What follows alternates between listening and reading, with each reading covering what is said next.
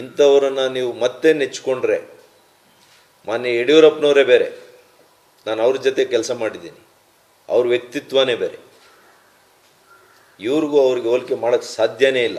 ಮಗ ಆಗಿರ್ಬೋದಷ್ಟೇ, ಅವರ ಒಂದು ಆದರ್ಶ ಬೇರೆ, ಅವರ ಒಂದು ವ್ಯಕ್ತಿತ್ವ ಬೇರೆ. ವಿರೋಧದಲ್ಲಿದ್ದರೂ ಅಂಥವ್ರನ್ನ ಮಾತಾಡಿ ಅವ್ರ ಜೊತೆಗೆ ಇಟ್ಕೊಳ್ತಾ ಇದ್ರು. ನಿಮಗೆ ಯಾವ ಒಂದು ಗುಣನೂ ಬರಲಿಲ್ಲ. ನಿಮ್ಮದು ಹಠ, ದ್ವೇಷದ ರಾಜಕಾರಣ.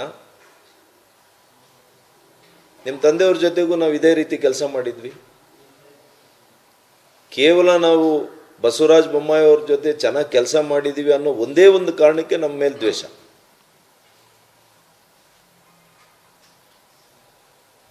ಅವತ್ತು ನಿಮ್ಮ ತಂದೆಯವ್ರನ್ನ ಮುಖ್ಯಮಂತ್ರಿ ಮಾಡುವಾಗ ಇಲ್ಲೇ ನಮ್ಮ ಮನೆಗೆ ಎಸ್ಸಲಿ ಬಂದ್ರಿ, ಏನೇನು ಭರವಸೆ ಕೊಟ್ರಿ ನನಗೆ, ನಡ್ಕೊಂಡಿದ್ದೀರಾ ನೀವು? ಬಸವಣ್ಣವ್ರ ಪಾದದ ಮೇಲೆ ಪ್ರಮಾಣ ಮಾಡಿದ್ರಿ, ನಡ್ಕೊಂಡಿದ್ದೀರಾ ನೀವು ಏನಾದರೂ ಒಂದು ವಿಚಾರದಲ್ಲಿ? ಅವಾಗ 19-20. ಹಾಗಾಗಿ ಭಾಳಷ್ಟು ನೋವನ್ನು ಪಟ್ಟಿದ್ದೀವಿ. ಆದರೆ ನಾವು ನಂಬಿರ್ತಕ್ಕಂಥ ಪಕ್ಷ, ರಾಷ್ಟ್ರೀಯ ನಾಯಕರುಗಳು ಅವರಿಗೆ ತಿಳಿಸುವಂಥ ಕೆಲಸ ಮಾಡ್ತೀನಿ. ಇವರು ಇದೇ ರೀತಿ ನಮ್ಮನ್ನು ರಾಜಕೀಯವಾಗಿ ಸಮಾಧಿ ಮಾಡೋಕ್ಕೆ ಹೊರಟಿದ್ರೆ ನಾವು ಕೂಡ ರಾಜಕೀಯದ ನಮ್ಮ ಅಳಿವು ಉಳಿನ ಪ್ರಶ್ನೆ ಆಗ್ತದೆ. ನಾವು ಮುಂದೆ ಏನು ತೀರ್ಮಾನ ತಗೋಬೇಕಾಗ್ತದೆ. ಆ ಮಟ್ಟಕ್ಕೆ ತಂದು ನನ್ನನ್ನು ಬಿಟ್ಟಿದ್ದಾರೆ.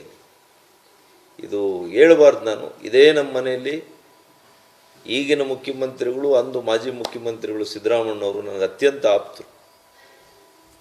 ನೋಡಯ್ಯ, ನೀನು ಉಪಯೋಗಿಸ್ಕೊಂಡು ಅವರು ಕೈ ಬಿಟ್ಬಿಡ್ತಾರೆ, ಮಧ್ಯದ ನೀರಲ್ಲಿ ಬಿಡ್ತಾರೆ. ನನ್ನ ಭಾಳ ಜನರು ನನಗೆ ಅವ್ರ ಅನುಭವವನ್ನು ಹಂಚ್ಕೊಂಡಿದ್ದಾರೆ, ನಿನಗೆ ಹೇಳ್ತಾ ಇದ್ದೀನಿ ಹೋಗ್ಬೇಡ ಅಂತ ಹೇಳಿದ್ರು, ಭಾಳಷ್ಟು ಹೇಳಿದರು.